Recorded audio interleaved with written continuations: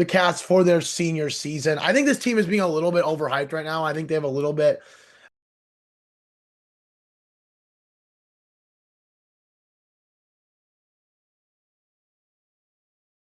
going to take a step up to.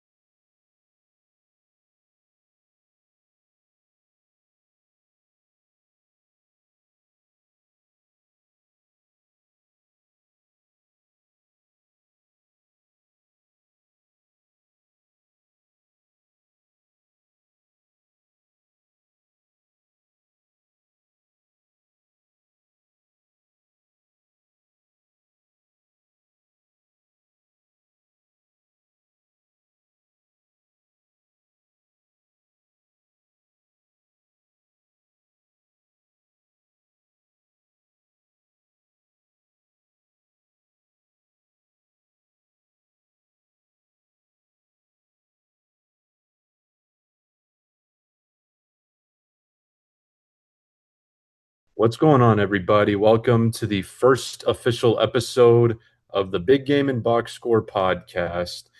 I'm your host, Cole, here with my co host, Brian, and we are super excited to be doing our first official episode.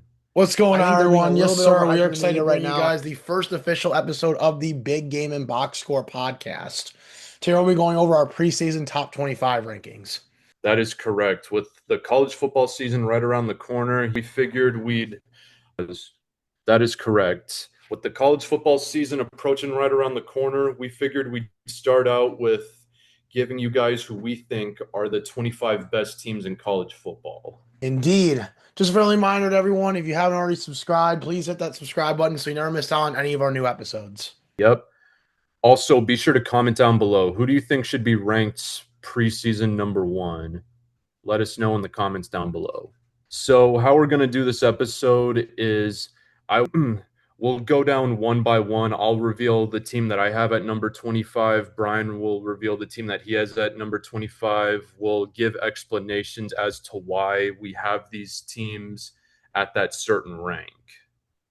And we'll keep going down all the way from 25 to 1. Brian, do you have anything you'd like to add before we get started? I think we are all good, man. I think we're all set. And then let's dive into our preseason top 25. All right, at number 25, I have the Tennessee Volunteers, aka the fake UT. I like it. Now, this team is in a very interesting spot with the loss of Joey Aguilar and a lot of their skill players like Chris Brazzell at receiver and their DBs, Jermod McCoy. It's very interesting how this team's going to look next year. They are returning some really good skill position guys in Deshaun Bishop at running back and receivers, Braylon Staley and Mike Matthews, both of which went for 800 receiving yards each. They add in a new defensive coordinator with Jim Knowles. So we'll see how he does here as opposed to his recent stops at Ohio State and Penn State. I do trust that Tennessee will be able to give at least most of their opponents a good run with this Josh Heupel offense that's fast paced and spread out.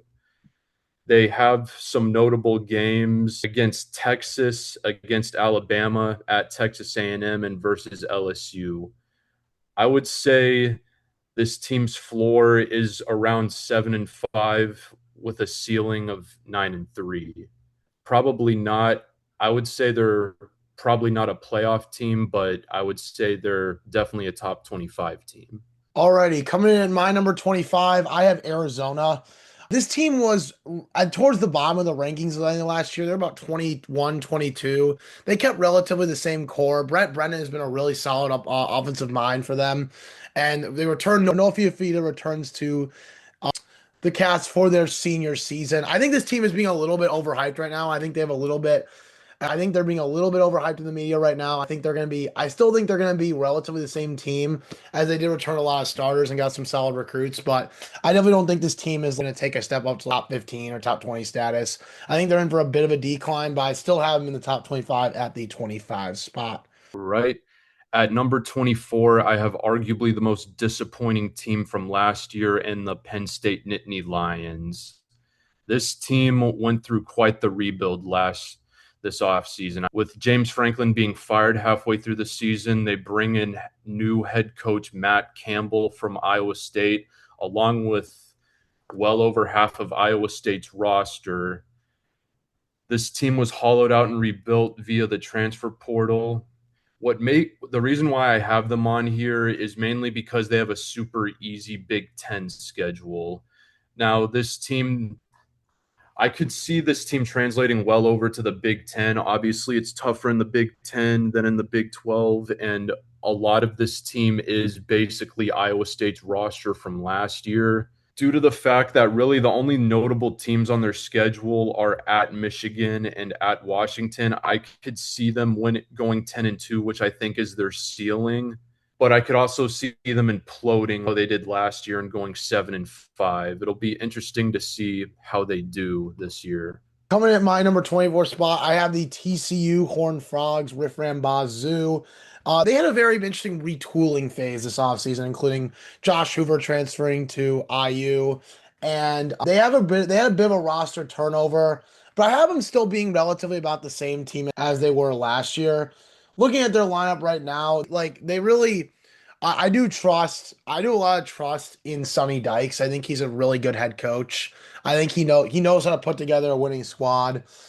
I think this team can easily eke out 9 wins. The only thing I will say is I do think the Big 12 is getting relatively tougher. There are a lot of teams I could see taking this spot away from them and we'll go over that in a future video. There's a few other Big 12 teams I think could eventually end up taking this spot, but right now I still have the Horned Frogs and I think 24 is a good spot for them. Very good. At my number 23 team, I have the Florida Gators. This team introduces a new head coach in John Summerall and almost entirely new coaching staff turnover with new offensive and defensive coordinators. Now, my biggest concerns for this team is how good their quarterback will be. They have elite skill players in running back Jaden Baugh, as well as their wide receiver room with bringing in Eric Singleton from the transfer portal and young returning wide receivers Vernell Brown and Dallas Wilson. I expect their defense to be good with having a really good linebacker group, a good secondary, and a solid D line. My biggest questions for this team is the quarterback, whether it's Tramel Jones that wins it or Aaron Philo, and also how good can their offensive line be with them losing a lot of their offensive line to the NFL. This team's notable games are versus Ole Miss, at Texas, versus Georgia, and versus Oklahoma. I could see them going 10-2 and sneaking into the playoffs, but I could also see them going 8-4. But it remains to see how good Florida will be under John Summerall. Alrighty, coming in at number 23, I have the Washington Huskies. I think this team, now I'm a Big Ten guy, so I'm a little bit more of a believer in some of the Big Ten teams, but I really do like what they are building. Of course, Jed Fisk is now in year 2 with the Huskies. We got Demont Williams entering year 2, and they have a really young and up and coming wide receiver core led by Desmond Rosabuck. Or I think that's how you pronounce his last name. They have a really solid, and he's their new bell cow #1 receiver with Denzel Boston being drafted by the Cleveland Browns this past year. They have a fairly schedule, but they have a pretty middle of the road schedule. They got a couple tough games going, hosting Indiana and going at USC are going to be tough games. They host Penn State, which could be a really interesting game, and then at Nebraska could also be a really interesting game. So the worst, I think this team's floor is definitely, and Oregon too, of course, in the final week of the year. Definitely, I think this team's got a 75 floor, but this team easily has a 9-3 or 10-2 ceiling. So I don't be surprised if this team goes 9-3 or 10-2 next year. Yep. At my number 22, I have the Iowa Hawkeyes. If there's any way to describe this team, it is in nice terms constant mediocrity, but they're always good enough to be a top 25 finish. And they do produce consistently good offensive lines and defenses. They added in elite level FCS players to their skill position groups this season. The reason why I have Iowa on this list is if you look at their past 5 seasons, they've finished in 2021, they went 10-4. In 2022, they went 8-5. In 2023, they went 10-4. In 2024, they went 8-5. In 2025, they went 9-4. Yeah. All right, everyone. Sorry for the glitch out. But anyway, as I was saying, they're never going to be a national title contender, or they may almost never be a playoff team. I don't really see them being a playoff team anytime soon, but you can always trust them to win somewhere around 8 to 10 games. And that's why I have them on this list. All righty. Coming in number 22, I have the Florida Gator Chomp. I think they're going to be a good team this year. I think they're definitely going to take a little bit of a step up. Out with Billy Napier, in with John Summerall, out with DJ Lagway, in with Aaron Philo. I think Philo's gonna be a bit of a game manager this year. Of course, he learned behind Haynes King last year at Georgia Tech, and now he steps into a pretty big role. But he's got great surrounding cast around him. Jaden Baugh in the backfield, and Brown and Wilson as a receiving duo. That's gonna be a really good duo. And I think they still have Hayden Hansen at tight end. I'm not sure though. Don't quote me on that. And their defense, like Cole said, I think they'll still be a solid foundation. And I think just simply going from Napier to Summerall, we'll see some drastic improvements here from the Gators. And I think with their schedule this year, they have a tough schedule. It's being in the SEC, which is the toughest conference, but hosting Oklahoma and they obviously go at Texas and at Georgia and at Missouri. They host Ole Miss too. I think we could easily see about 6 or 7 wins for this team this year. All right. But also, At my number, sorry, go ahead. all right. At 21, I have the Houston Cougars. They returned Connor Wegman along with adding 17 players through the transfer portal, including 8 all-conference players. They also add Makai Hughes from Oregon, who had a down year, but the year before when he was at Tulane, rushed for 1,300 yards in 2024. They returned 6 starters on their defense. Now, Houston's one of the 4 teams that I could see winning the Big 12, and their only tough games are at Texas Tech and at Utah. I could see them dropping a few games in which they should win, just like how they did last year late in the season when they lost to who did they lose to last season? They want a few losses in the year. They lost to West Virginia and TCU last year. That's who they lost to last year. Like they were 7-1 to start the season, but then they lost those games at the end of the season.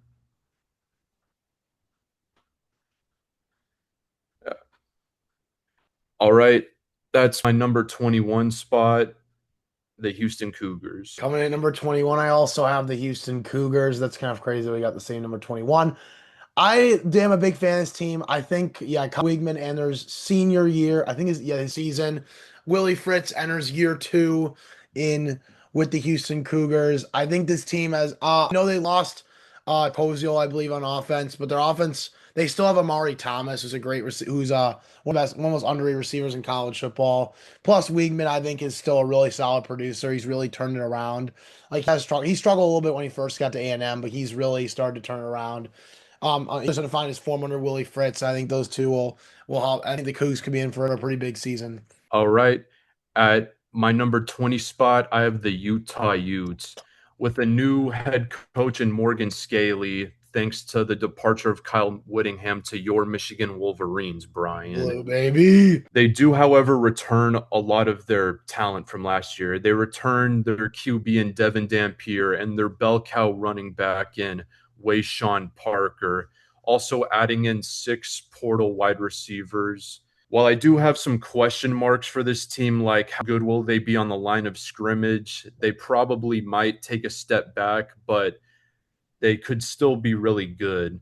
They do have a very easy Big 12 schedule, as their only tough game is versus Houston. I could easily see this team going 12-0 and winning the Big 12 this year. It all depends on how good they are on the line of scrimmage, though. Alrighty, at number 20, I have the Tennessee Volunteers. I put them a little bit.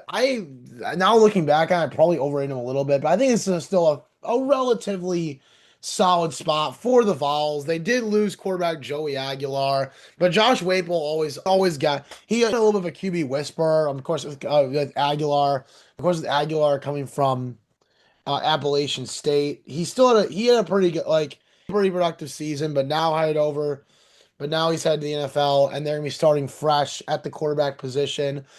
Like Cole said, they got really solid skill positions: Deshaun Bishop, Matthews, and then Staley. That could be a really solid unit. They did lose Miles Kitselman at tight end though, who I really liked last year. However, I think this team could be. Team has a very manageable schedule. They do have a couple tough games though with Texas, LSU, and of course Vandy, who I think is where A&M, and then Vandy, who I think is extremely underrated. Losing Diego Pavia, but I don't know. I think the Vols are gonna be in for still a really good year, but maybe I think like maybe within the Florida 8 or 9 wins. Okay. My number 19 spot, I have the Washington Huskies. They do return their quarterback, Damon Williams, after that big drama that they had in the offseason with him trying to leave for LSU for more NIL money. But he returned and patched things up. The good things about this team is that they return four of their five O line starters, so going to have a really good O line. Their defense looks about the same as it did last year. They have skill position groups that have a lot of potential. Their wide receiver room in particular, despite the loss of Denzel Boston, still looks to be a lot more experienced than the last 2 years, but they still need a feature wide receiver to emerge, obviously, after losing Denzel Boston. They do have some pretty tough games as they go to USC. They play Penn State, who could be a tough team. And they also play Indiana and at Oregon. I would say the floor for this team is around 8-4, like last year, but I could also see them going 10-2 and sneaking into the playoffs. I agree. At number 19, I have the Vanderbilt Commodores, who I think are being tremendously slept on right now. They got no, they had a great year last year. Clark Leah is an incredible head coach. He has done wonders with turning this team around, and like he brought them to heights we haven't seen since James Franklin was there. Maybe even better. Actually, definitely better.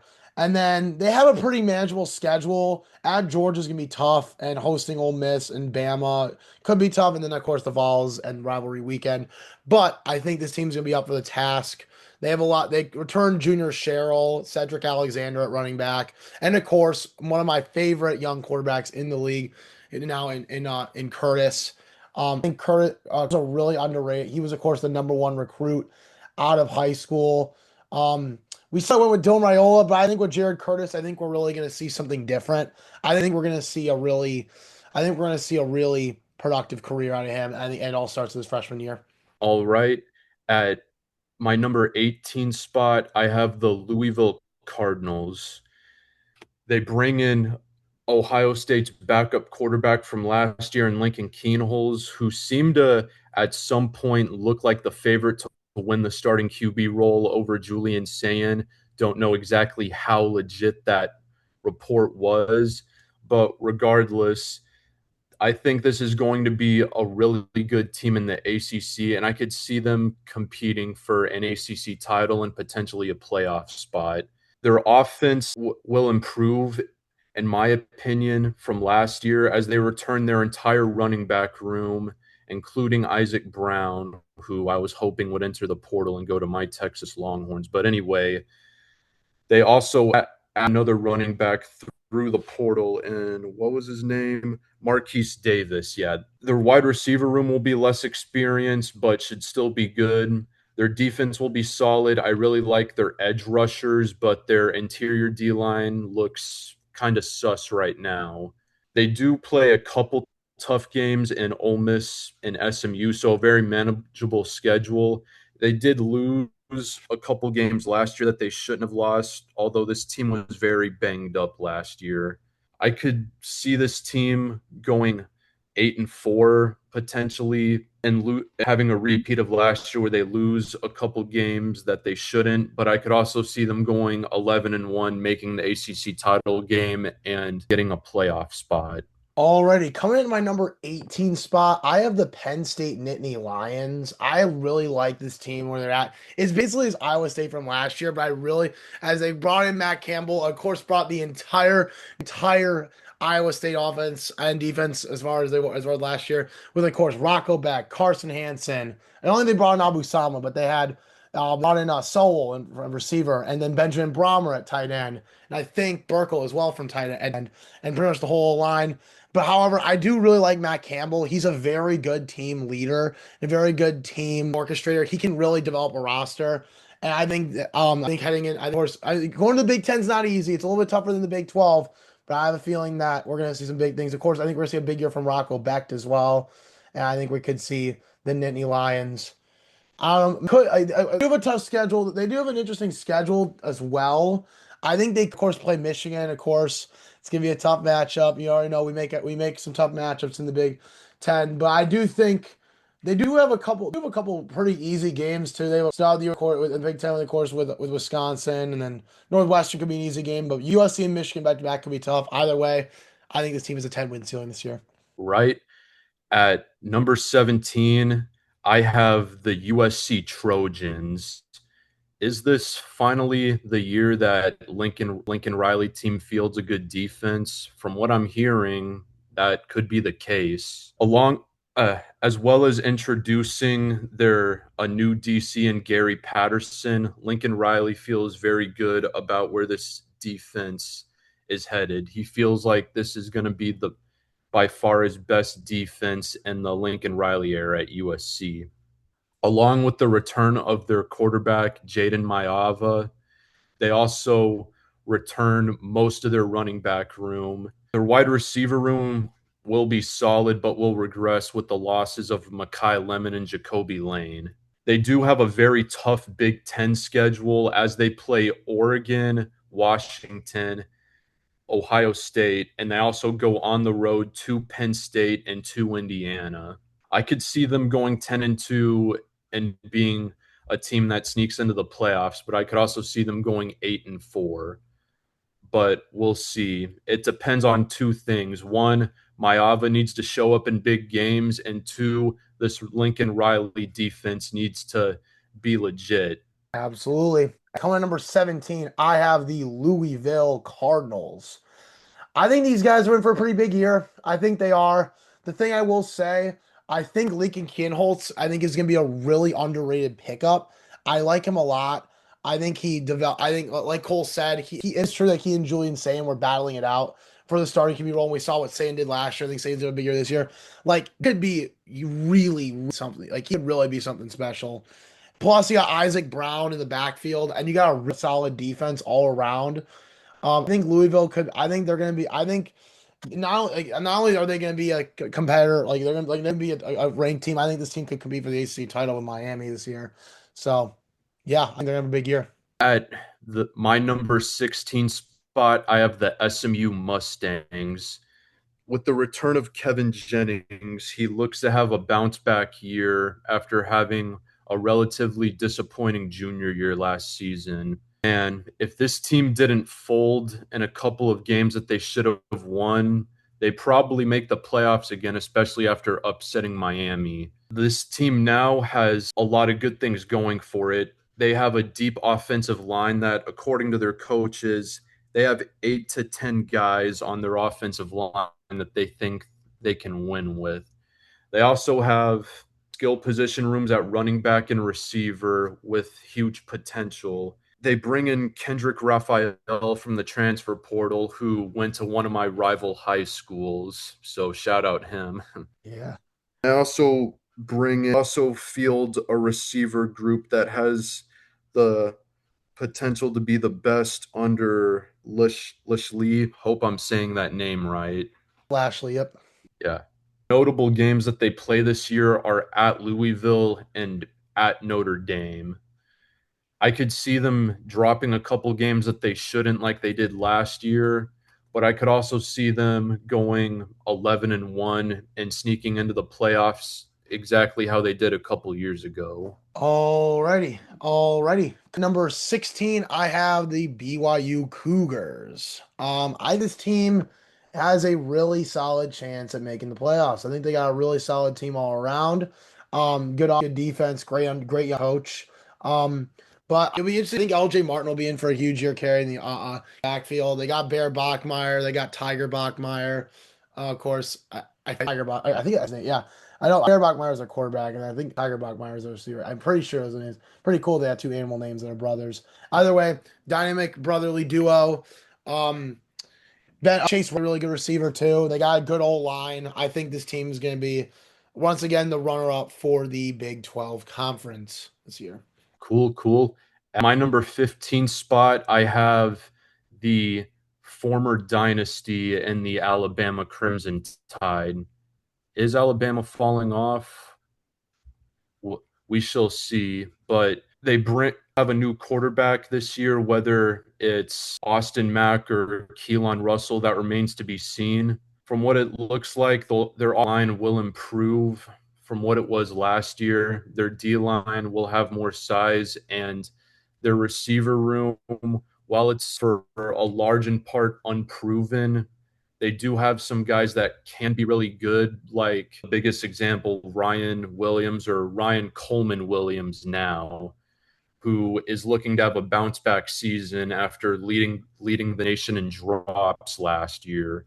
They also return, I mean, they are also returning true sophomore wide receiver Lotsier Brooks, who I'm really high on and showed flashes from last year. The biggest questions I have for this Alabama team is one, will be able to run the football? Because so far in the Kalen DeBoer era, they will not been able to run the football. And also, can this team consistently get up for game?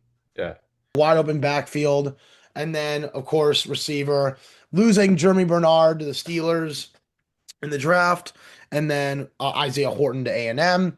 So now they're left with Ryan Coleman Williams and Lotsier Brooks, who I think will be a really solid duo at wide receiver. However, and of course Austin Mack, who took over a little bit at the end of last year, who played a little bit last year. But I think he's going to win the starting job over Keelan Russell. And I think he could. I think he's got really solid velocity in his arm. He could turn to something. He's got really solid velocity, really solid arm. And got a pretty tough schedule, obviously, considering they're in the SEC. However, the question is this dynasty over? We'll see. This will be a big season for their dynasty, like if for their team. So, alrighty, coming at number 14, I have the USC Trojans. There's a lot on the line for the Trojans this year. I think this is the highest expectations they've had since Caleb Williams. My QB, might I add, was their quarterback. They had a great, and of course they have a like ever sad lot like does, and of course they lost the Cotton Bowl and it was 2023. This is they got the Trojans. My Trojans have big expectations this year. They got Jaden Mayava, who is expected to be of like in a major breakout season. Even despite losing Mekhi Leben and Jacoby Lane to the draft, they still have a really solid set of weapons. Same thing with Lake McCree. Running back, they got King Miller, who I think is gonna be in for a breakout year. Great running back. They still have a really good O line.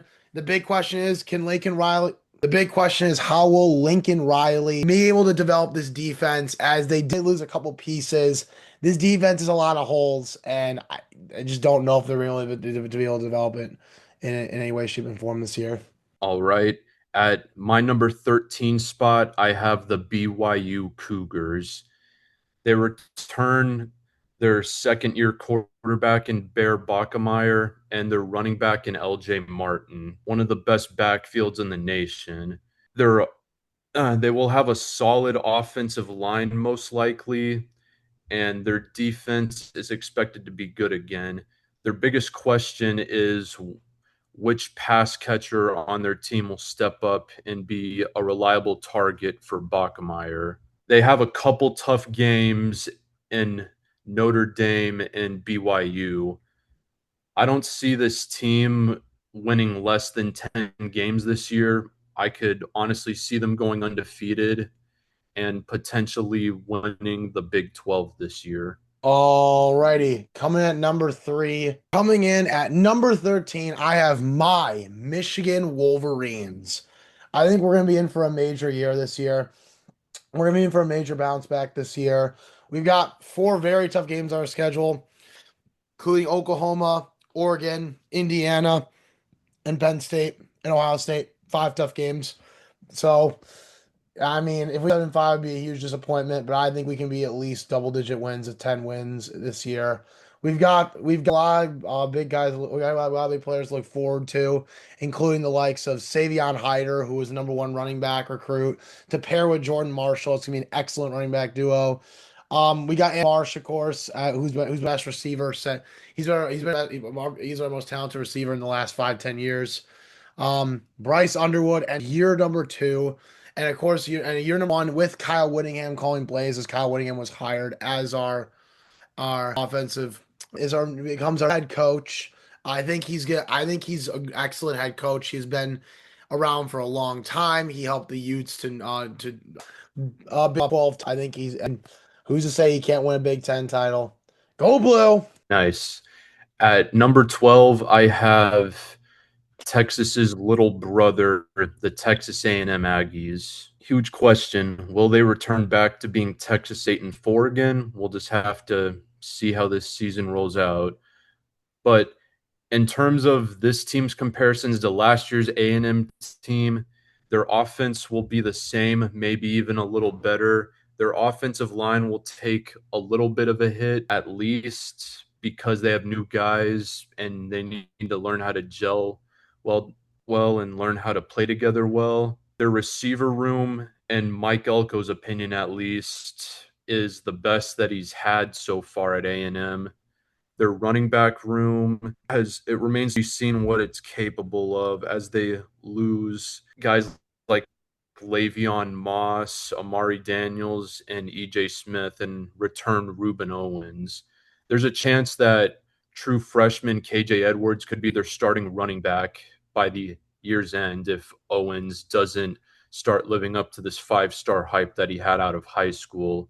Their defense should still be good, although their D line will take a step back after losing a lot of high quality NFL talent. The strength of this team's defense will probably be their secondary, from what I'm hearing. The biggest question for this team, though, is Marcel Reed's ability to perform in big games. As in A&M's three biggest games so far in Marcel Reed's career, there are two games against Texas the past couple years and their playoff game versus Miami. He has committed 7 turnovers, and A&M is 0-3 in those games. It's when they play top quality teams like Texas and Miami, and when the 10 get past the their offensive and his receivers get shut down, he sort of panics and folds. I've seen it time and time again in big games. So Marcel Reed, he got to step up when it matters the most this coming season. They do play a much tougher schedule this year than they did last year. As last year, they played an unbelievably weak SEC schedule. Like outside of they didn't play a single SEC team that had a winning record in conference. This year, they go to LSU, to Alabama. They play at their place. They play at Oklahoma, and then they get us in College Station. I could see this team going 10-2 and making the playoffs again, but I could also see them going back to being 8-4. Alrighty. Coming in number 12, I have the LSU Tigers, the Bayou Bengals. I think a lot of people are gonna hate to say it or hate this, but the Bayou Bengals are back. Of course, with the big hiring of Lane Kiffin in the offseason. Kiffin has always been capable of building really solid rosters. He's also been the quarterback whisperer, and now he's got a great project. I mean, I under Kenny Dillingham in Arizona State too, but he's got Sam Levitt to work with now. I think Levitt could definitely be an underrated Heisman candidate headed into the 2026 season. This team's got excellent weapons too, including Jace Brown, even though they did lose Barry and Brown last year. and Xavier to my Chicago Bears. They do have Jace Brown and a couple other really solid weapons. And they have Harlem Berry in the backfield and Trey Green, who's arguably the best tight end in college football right now. Excellent O line that brought in Jordan Seaton, who's supposed to be who arguably was a top three O lineman in college football. And then you got on their defense with Prince Will, Unman Malin, and quite a few of Kiffin's boys. I think plus Whit Weeks, who yeah, if you look into it, has is an intimate relationship with Kiffin's daughter. And I think that's gonna bring a lot. I think he's in for a huge breakout year on Kiffin's defense. And of course, the secondary is excellent. I think these IU Bengals are gonna be back and better than ever. All right. At number 11, I have Texas's other big rival, the Oklahoma Sooners, or as the people in my household like to call them, the Land Thieves. This team, Oklahoma's defense will still be elite. As Brent Venables, as much as I like to joke on him, I like calling him burnt vegetables. That's his nickname for, yeah, that my dad I like to call him. The he can he's shown that he can consistently field elite defenses, and I expect that to be no different this year. They will be much improved at running back and wide receiver, as last year they were very much awful at running the football. So it can only go up from this year.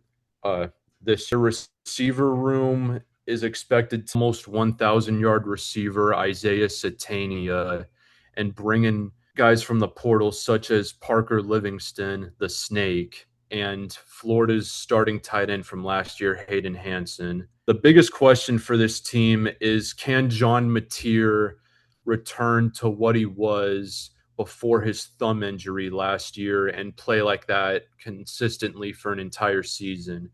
If he can, I can see Oklahoma probably even having a better record than they did last year. I could see them going 11-1. I don't see them going undefeated because of how tough of a schedule they have, as they go to Michigan, then to Georgia, then they play Texas in the Red River. They also play at Florida versus Ole Miss and versus Texas A&M.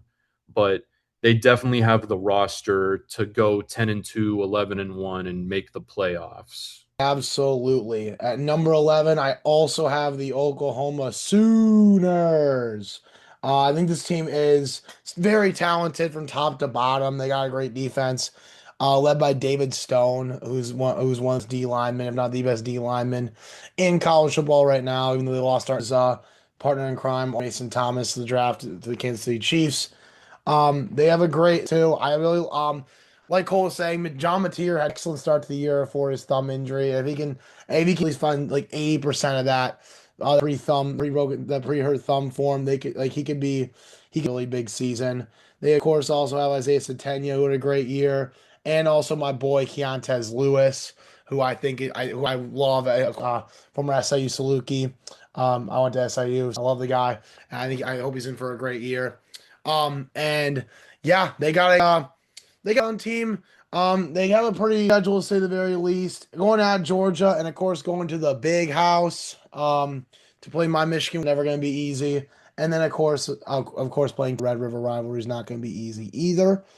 However, I think in for a 10-2, maybe 11-1 season, like Cole said, but I think it's gonna be more like a 9-3 season.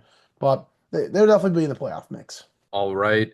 At number 10, entering the top 10 now, I have the team that was most recently involved in arguably the most controversial situation in college football in recent history, and the Texas Tech Red Raiders. Now, it's interesting. I've actually seen some people say that they're not going to be that good this year without Sorsby.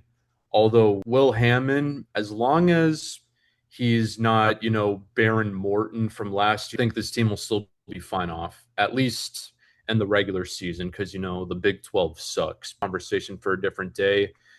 They return all their running backs, which makes for a running back room, as they return guys like Cameron Dickey, Jacoby Williams, and who else? Hold on, let me see. Quentin Joyner. Yeah, and Quentin Joyner. The receiver is will probably be on par with what it was last year. Their defense, even though they lost almost their entire defense to the NFL, I actually don't think of that much. I still think they'll have a defense that features a lot of NFL guys on it. And especially due to how easy their schedule is, like even for a Big 12, so this is a very weak schedule.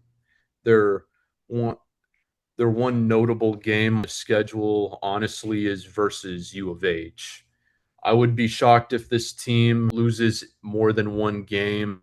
I still expect this team to win the Big 12 even without Sorsby. It's not really, it's kind of a tone to how good this team is, but it's also just to show how terrible the Big 12 is. I agree.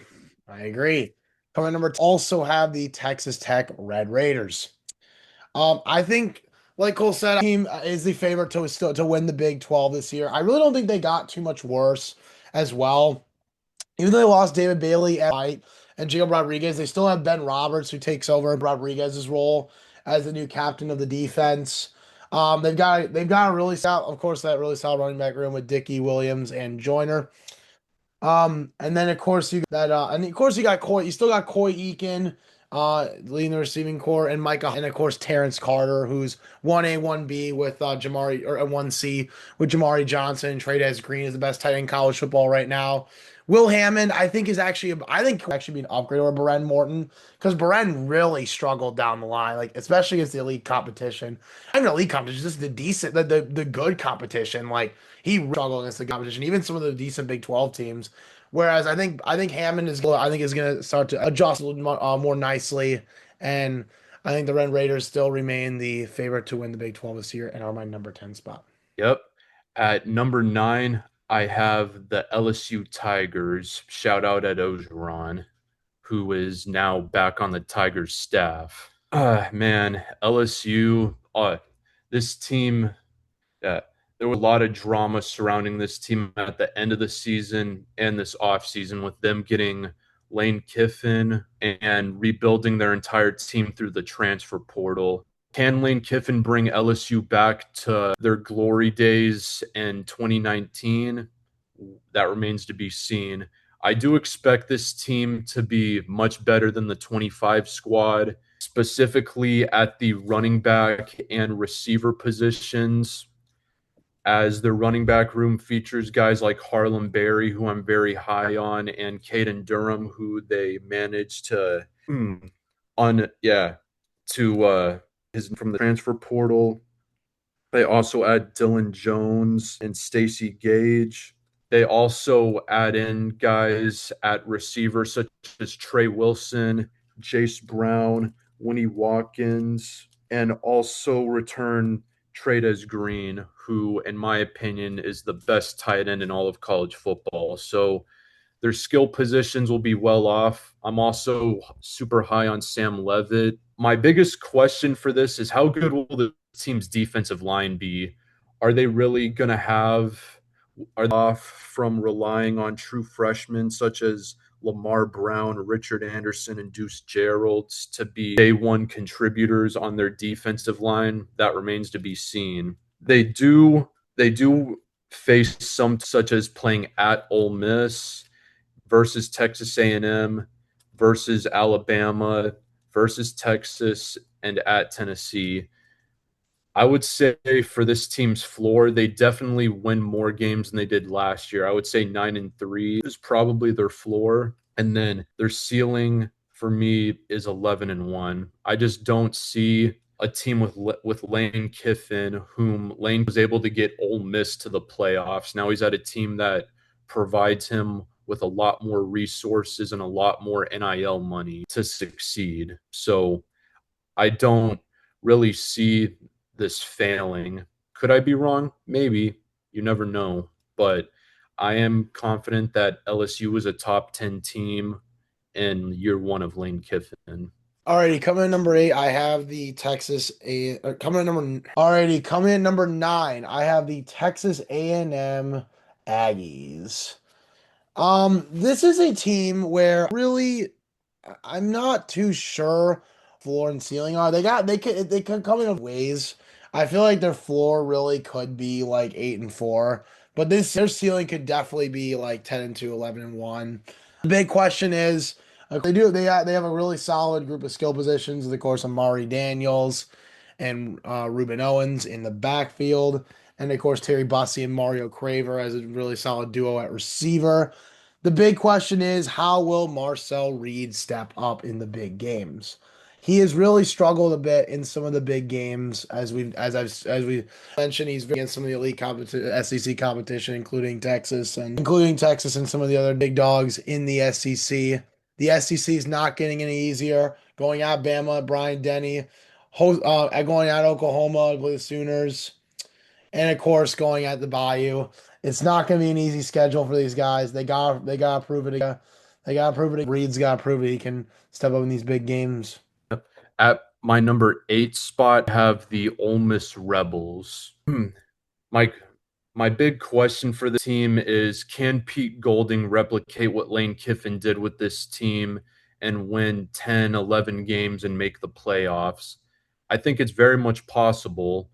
With the return of Trinidad Chambliss and Kejuan Lacey, those two will be what sparks this Ole Miss offense. I trust Ole Miss's defense with Pete Golding at the helm, as Pete Golding is a defensive mastermind. Their defensive line specifically is said to be the most talented room that Ole Miss has had in a while. The receiver room remains to it good. The receiver room is, as Lane Kiffin was the guy who was bringing in all these unknown receivers that nobody knew and turning them into first or second round level receivers. They also do play a tough SEC schedule, as do most SEC teams, as they play LSU at home, then they go to Florida. They also play at Texas and then play Georgia at home and then play at Oklahoma. I could see a world where Ole Miss declines from last year and goes 9-3, 8-4, but I also see a world where they go 11-1 again and make the college football playoffs. Alrighty, coming in number 8, I also have the Ole Miss Rebels. The big question, of course, like Nicole mentioned, is how will Pete Golding adjust for a full season? I really like Pete Golding a lot. I think he'll adjust. I think he'll still keep this Ole Miss team very competitive. Big Trinidad Chambliss guy.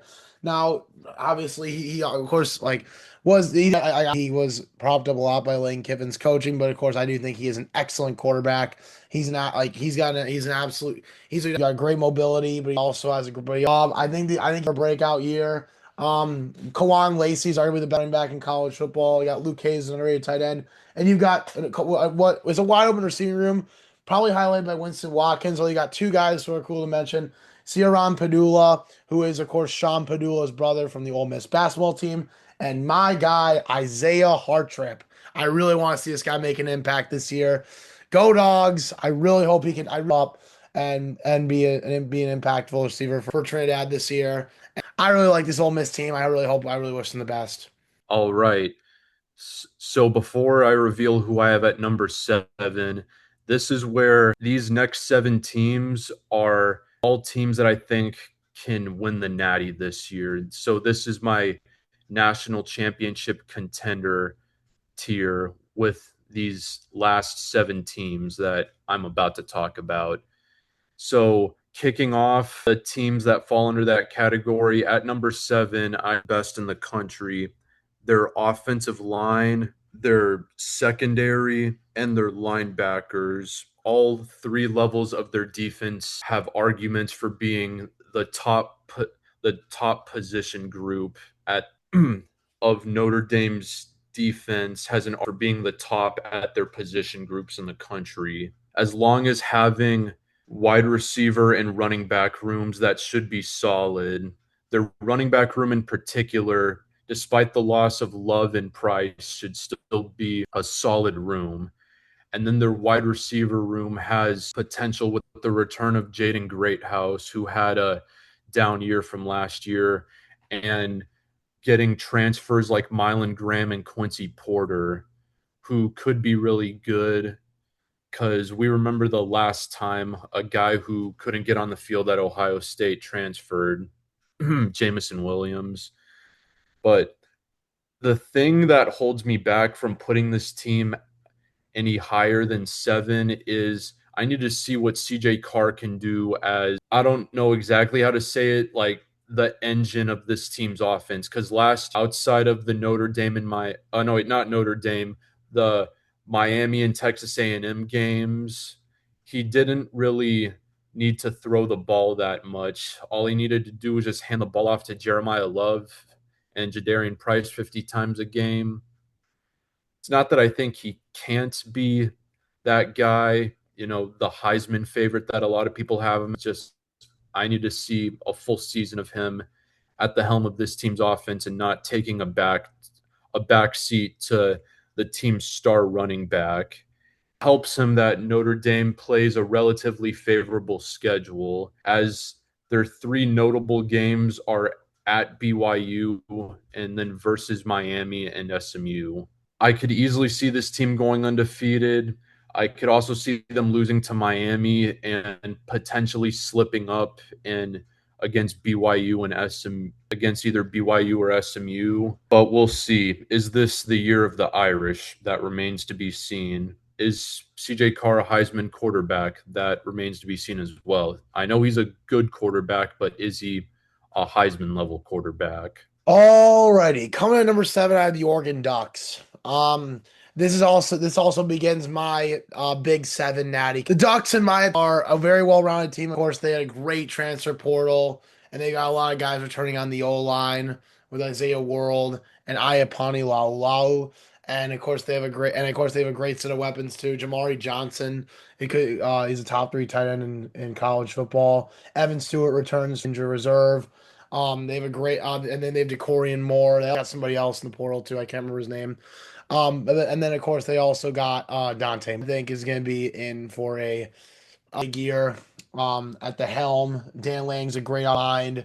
The big, I will say that this Oregon team, they have struggled a little bit on defense. They've been a great defense for a majority of the season, but not a true heavyweight natty contenders. So, additions of Barry returning to the D line, plus Mateo Uliagali returning. Plus Coy Larrick and less than the rest of their defense. Carry on momentum that remains to be seen. However, I do like this Ducks a lot. I just think they're my number 7 spot in the bottom of the Big Seven. Alrighty, at number 6, I have a team that I feel like people rank a bit too high. I have the Oregon Ducks. While this team is insanely talented, they have elite skill position groups and young skill position groups at that. As they return their top 2 running backs and Jordan Davison and De'Are Hill, who both had really good seasons as true freshmen, as well as they will be fielding an elite wide receiver room with guys like DeCorian Moore and Jeremiah McClellan, and also with the return of Evan Stewart. They will also be fielding an elite defense as their D line will feature edge rushers Mateo Uyungale and Teedum. I hope I'm saying this name right. Teedum Tuati, how his name, plus in Alexander and Amari Washington, and also field an elite secondary with guys like Brandon Finney at corner and Coy Parrish of Minnesota. Now, the one thing that holds me back from ranking this team any higher, or there's two things, is their quarterback, who I consider to be kind of overrated, probably even extremely overrated, Dante Moore, as he put up good numbers last year, but he was not good in big games, to say the least. As if you look at his combined stats from Oregon's 2 games against Indiana last year, both regular season game and the playoff game, as well as their playoff game versus Texas Tech, he recorded in those games combined 705 passing yards, which, if you do the math is roughly around 233 yards per game. But dig deeper, he threw 3 touchdown passes and 4 interceptions in those games combined, as well as 3 fumbles. So that's 7 total turnovers, along with an average QBR of 55. Now, I think Dante Moore's a really good quarterback. I even have him in my top 10, potentially even top 5, but I don't see him as this number 1 overall draft pick or this Heisman winner when he hasn't proven that he can show up in big games. He'll have the chance to, as they play at Ohio State, at USC, versus Michigan, and versus Washington. Really, it's that Ohio State game I'll be looking at because I expect him to show up against USC and versus Washington.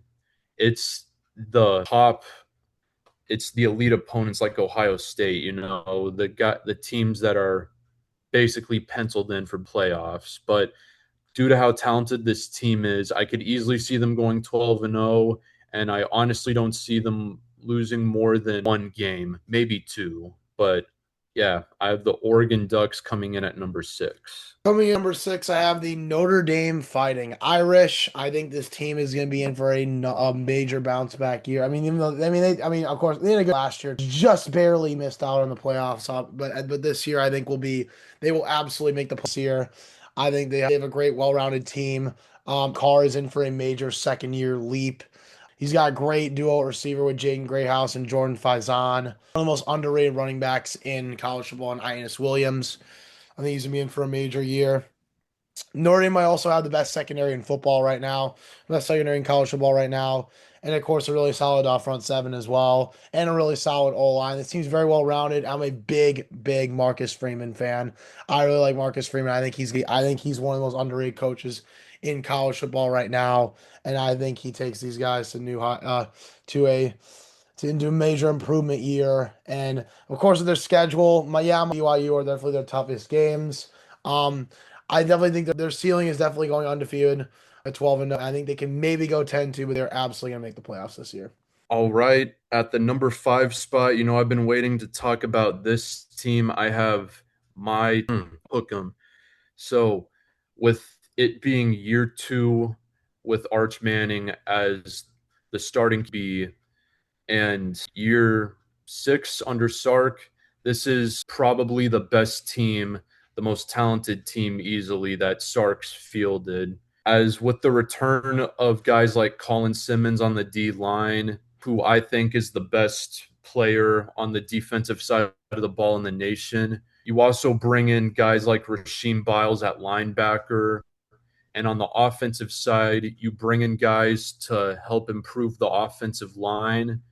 And you also bring in a stud wide receiver in Cam Coleman while retaining guys like Ryan Wingo and Emmett Mosley and bringing in running backs Raleek Brown and Hollywood Smothers. I'm very confident in this team. I really can't wait to watch the team play come September. Now we do have a very tough schedule as our opponents include games like versus Ohio State, at Tennessee, the Red River versus Oklahoma. Then we play Florida, and then we go to LSU and then to A&M. Very tough schedule, but I think with how talented of a team this is, I see us going bare minimum 10-2 with the possibility of going undefeated, and I'm very confident in this team's chances to be the last in January. I agree. I agree. At number 5, I also have the Texas Longhorns hook up. I'm really excited to watch these guys as well. They're gonna be in for a big year 2 under Arch Manning, at this as their starting quarterback. I think he's gonna be in for a major, maybe a Heisman campaign, maybe a Heisman candidate potential campaign. I think it's team has a solid group of weapons. Of course, Raleek Brown, some others, a really good running back duo. Ryan Wingo, Cam Coleman, very good receiver duo. Emmett Mosley, solid too. They got a really good O line. Colin Simmons being the captain of the defense. Rasheem Biles. They got one of the best front sevens in college football, if not the seven in college football. very good secondary still. And Sark, I do think Sark is a very talented, is a very proven head coach. And I think even with like the top SEC, I think these guys are going to be in for a major year. And I think they're going to be. I agree as well. That I think they could easily go undefeated, and 10-2 is definitely their floor. They definitely got one of the highest ceilings and one of the most floors in the SEC right now. Give me the Longhorns at 5. Alrighty. At number four, I have the reigning this team looks to bring Georgia promise a few years ago, and they're definitely capable of doing that with head coach Kirby Smart at the helm.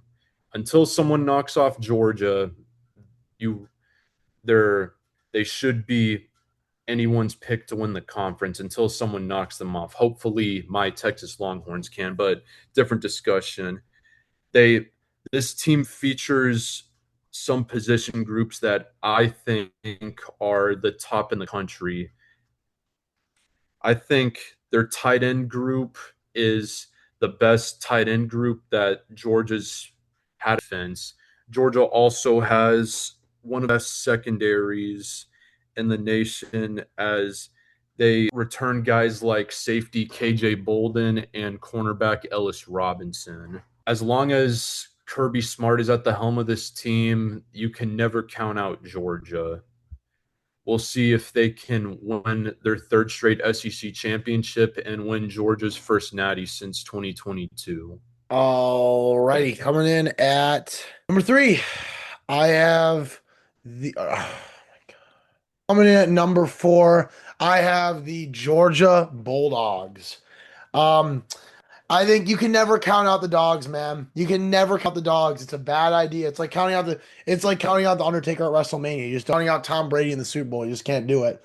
Like you never count out these guys. They're all natty contender no matter who. I will say I agree. Their pass rush is very concerning, but they might have the best secondary in football right now with Ellis Robinson and KJ Bolden and Todd Robinson. And then you got a really underrated running back room and Chauncey Bowens. And the receiving core, while a little bit lower tier, I think CJ Wiley and London Humphreys can develop into a really solid duo at receiver. And Lawson Lucky's always, I think he's going to be in for a big year. Plus Henry Delp, who's Oscar Delp's little brother. Oscar Delp, of course, now at the Saints. And can Gunnar Stockton. Gunnar Stockton's he's a great quarterback as well. Very similar to Trinidad J, but I think a little bit worse of a playmaker, a little bit better, a little bit more. Stockton's an incredible quarterback, and like I said, yeah, these guys will always be a favorite. These guys will be a favorite to win. Smart as their head coach. Yep.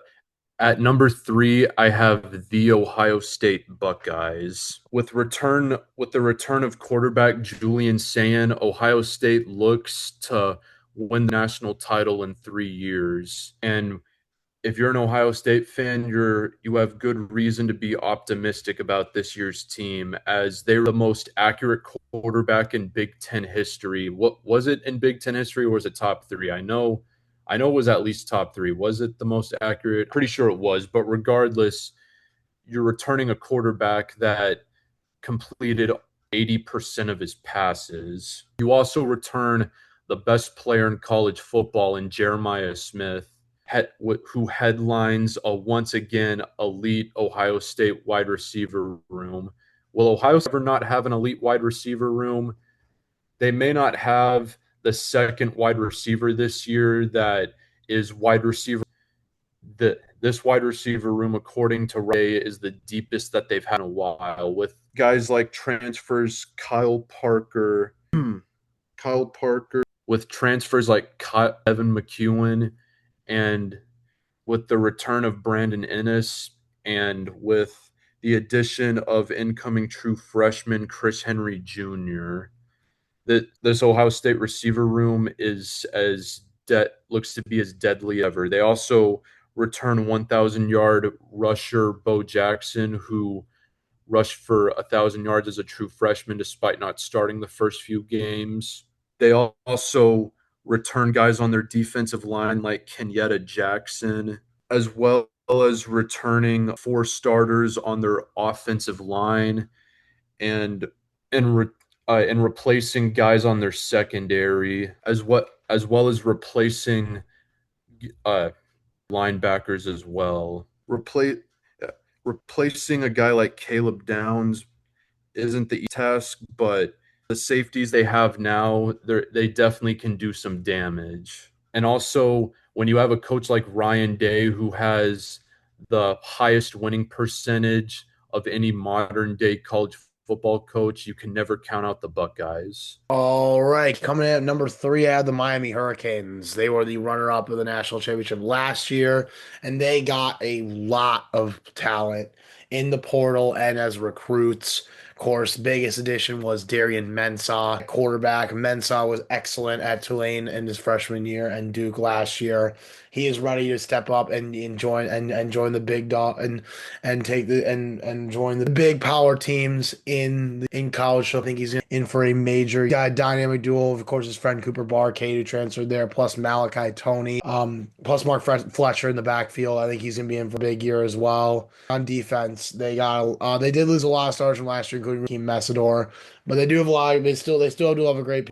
Has definitely rewrote the narrative of him being like kind of like a more kind of like a James Franco type of winners in college football, like a Kirby, like not the Kirby Smart, but like a Lane Kiffin type of guy who can just who can like build up rosters and win. So who's going to be in for another big season and are by favorites to win the ACC this year. Hmm. At at number two, I have Miami, aka the U, with the amount of players that they're losing to NFL. You think they'd take a massive step back? Nope. And honestly, you could argue that the team that is going into 2026 this year is better than the team last year that finished as runner-ups. As they grabbed Darian Mensah out of the transfer portal, who, in my opinion, is a huge upgrade over Carson Beck.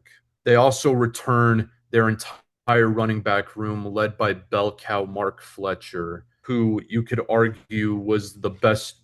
I would say actually he was the best running back in the playoffs if you look at his numbers each game. They also bring back a stud wide receiver in Malachi Tony, along with getting Darian Mensah's top target from Duke last year and Cooper Barkate. Their offensive line is a huge question, as you're counting on true freshman Jackson Cantwell and losing a lot of NFL and all conference guys. I do expect their offensive line to be good, but it'll take them time to gel, and overall probably going to take a step back from last year, but should still be at least solid. And then a ton of the guys on your defense last year, including your pass rushers and Ruben Bain and Akeem Mesidor. This this D line, in my eyes, will not take a step back as they return their defensive tackles and add in guys like Damian Wilson from the transfer, and also return a lot of their secondary who was really young, including guys like Bryce Fitzgerald. Overall, even though they lost a lot to the NFL, I still feel like this Miami team is even more deadly and dangerous than the one that barely came up short in the national championship game from last year. Alrighty, coming in number two, I have the Ohio State Buckeyes. I mean, I hate to say it because, of course, I'm a Michigan fan, but the team is loaded with talent. Julian Sayin is absolutely incredible, and he might be favorites to win the Heisman. Of course, Bo Jackson is a very talented running back. Jeremiah Smith, the best player in college football. Complemented by Chris Henry Jr., I think is going to be in for a major breakout year as a freshman. I think he's going to be very similar to Smith and just exploding onto the scene as a plus they still have a really good O line, even though they lost a couple in the draft last year. They still have a really good O line. And their D line, absolutely incredible, led by Kenyatta Jackson. And even though, like I said, the biggest loss can be losing Caleb Downs, but hey, Ryan's still incredible. It's still an incredible head coach. He's one of the best win. These guys know how to win. Give me the Buckeyes at number two. At my number one team in the nation, this was very easy for me to put them here. I have the defending national champions and the Indiana Hoosiers at one. Now, I understand a lot of I've heard a lot of people saying that Indiana is going to the fact that they lost most of their team to the NFL, but I'll be the first to tell you Indiana's not going anywhere. In fact, you can argue that this Indiana team in some areas is probably going to be a bit better as they return four of their five offensive line starters. They also add in running backs to replace Roman Hemby and Kalon Black. So this running back room will still be as deadly as it was last. They also return Charlie Becker and bring in Nick Marsh to help replace Elijah Surratt and Omar Cooper. They also return a lot of their secondary, including the guy who had the game sealing interception in the national championship game, Amari Sharp. Yeah, they lost a Heisman Trophy winner, but Josh Hoover, despite him having an interception problem last year, I still think that under Signetti, he will take a huge leap and will be really good for Indiana. As much as people don't want to admit it, Indiana's not going anywhere anytime soon. And and honestly, for me, I don't think any team is going to want to see Indiana come playoff time. Alrighty, and coming in my number one spot, I also have the Indiana Hoosiers. I feel like it's generally a rule of thumb to just to leave the reigning national champion within at least the top three. However, this is not going anywhere. This team feels a lot closer to 2025 Ohio State and 2024 Michigan, as I hate to say, because after we won the Natty in 2024, we lost pretty much our whole. And this team feels definitely much closer to 2025 OSU, where they lost a bit, but they also or sorry, I meant to say 2024 Ohio State. 2025 Indiana. Alrighty, and coming in at my number one spot, I do have the Indiana Hoosiers. This team feels a lot closer to 2024 Ohio State than 2023 Michigan, in my opinion. And I think they definitely retained a lot of they retained a lot of their core from the winning team. And for me, generally, it's a rule of thumb to put the reigning national champions within at least the top five, if not the top three. And this team's got so many returning starters. They got Becker on offense, and of course, a couple players on defense. And the big thing I will say, yeah, Becker and Nick Marsh, they're gonna be a dynamic receiver duo this year. Turbo in the backfield is gonna be definitely is gonna replace Roman Hemby's production last year. I think could even be better, and Kalen Blackson could even be better. Um, Plus they still have a really solid O line led by Cole Smith. I think Josh Hoover, while Cole said he did have a little bit of a turnover problem, I think Kirk Cignetti is going to help him clean that up. And I think Cignetti is going to definitely help this guy turn into at least 75% of what Fernando Mendoza was last year. Obviously, Fernando Mendoza losing your number one overall pick and Heisman candidate is never easy, but I think Hoover will replace a majority of Mendoza's production last year, and these Hoosiers are not going anywhere, and they are my number one team in college football. Yep, I agree with you. Yeah, it's a yeah for me a rule that the defending should one team because a lot of these teams, while I believe a lot of these teams that we we just mentioned in our top 25s, I think a lot of the teams are really good and have the potential to exceed our expectations, but they have yet to step on the field and play. So the team that won it all last year, unless you're Michigan in 2024 and you're clearly going to regress a lot, the defending national champions should be the number one ranked team in America going into the season. Now, Indiana, they definitely could win it all back to back. We've seen Kurt Signetti could pull off the back to back seasons. But at the same time, there's also a lot of teams that could knock them off. That so it remains to be seen. But that's gonna do it for today's episode. Hopefully you guys enjoyed episode. We we had fun doing it. Can't wait till next week when we Big 12 predictions and top five quarterbacks episode. Yep, we had a blast. We can't wait to see you guys next week for the Big 12 predictions and our top five quarterback list. And thank you for tuning in to the first episode of the Big Game and Box Score podcast. Yep. As always, as we said at the beginning, be sure to like and subscribe, and we'll see you all next week. Peace. Peace.